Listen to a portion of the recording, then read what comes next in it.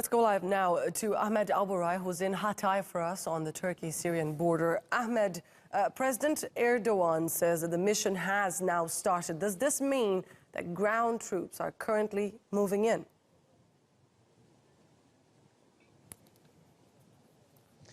Well, Annalise, as President Erdogan said, the operation is already underway. What we know is the deployment of the Free Syrian Army, as well as the Turkish soldiers on the border, as well as the military hardware, is still ongoing. It is not so clear whether the ground operation will start first or the Air Force will start first. So it's ongoing. It's going slowly, but the sporadic shelling between the YPG and the Turkish army never stop along the night. As many of the people we've been speaking to, we had been to Syria, to Azaz on the east of Afrin, and we've seen the places that were targeted by the YPG. So the operation is, as President Erdogan, de facto operation already started, which might retaliate and become massive operation at any moment in the coming few hours or days. Now, Ahmed, we know that Russian troops are present in the area, and the Russian Foreign Minister, Sergei Lavrov, has denied reports that Russia has started to withdraw its soldiers from Afrin. What more do we know about that?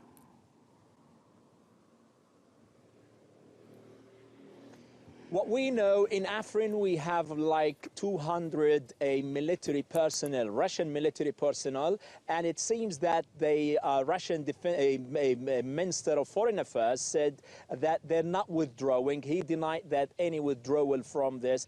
This is going to complicate the issue on the ground. Turkey, on the other hand, says that there will be no delay of the operation. The defense minister is saying that. President Erdogan now is saying the operation is starting as a de facto operation. So whether the Russians are going to withdraw or will stay there, this will complicate the issue. But it seems that the rhetoric coming out from Ankara is not going to delay it by any means. Turkey is willing on showing its persistence to go on with the operation. Now, Ahmed, you entered Syria several times. What about the civilians in that area? What kind of measures, if any, have been put in place to protect them?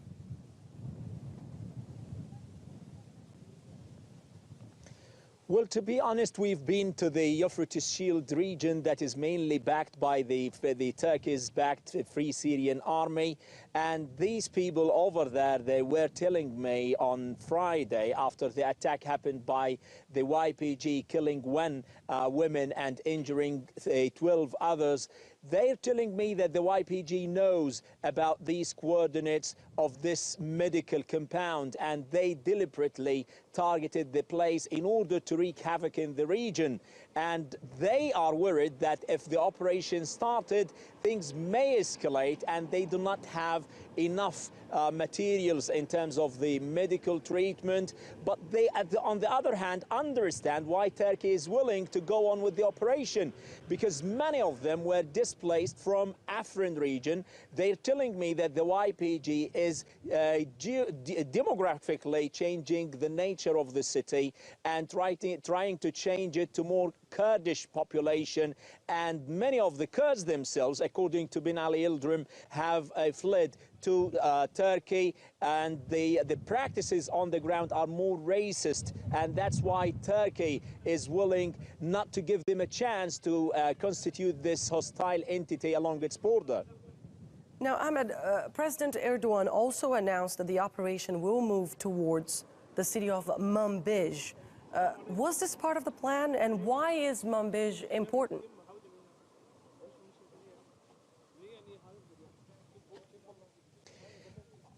Can you repeat the question, please? I couldn't catch it. Sure. President Recep Tayyip Erdogan, during his announcement, also mentioned that the operation will move towards the city of Manbij. Was this part of the original plan, and why is Manbij important?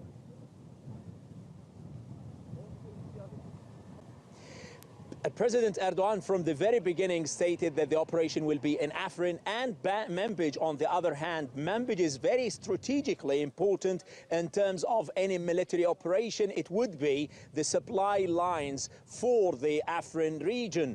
Manbij is on the east of Azaz and the Euphrates Shield region. And in case the operation starts in Afrin, Afrin is a separated canton where you don't have any presence for the United States military personnel or military advisors.